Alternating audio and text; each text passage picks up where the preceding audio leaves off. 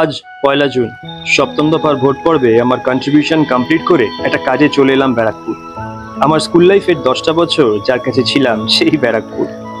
অন্তিম পর্যায়ে ভোট, তাই দ্বিচক্রযান ছেড়ে সরকারি বাহনে এখানে পৌঁছায়, যার চাকার সংখ্যা আমার অসমাপ্ত স্বপ্নের সংখ্যার প্রায় সমান।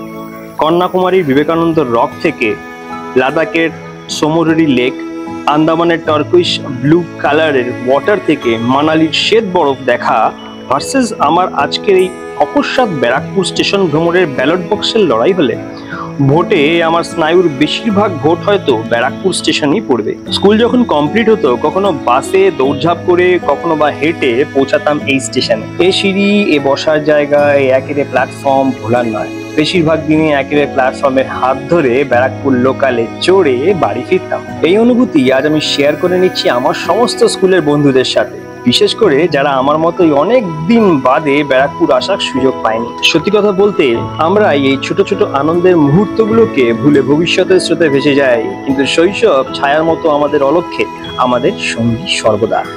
বেশ কিছুটা সময় পুরনো স্মৃতি রোমন্থন করে ফিরে চললাম বাড়ির উদ্দেশ্যে, ঠিক যেমনটি যেতাম আগে।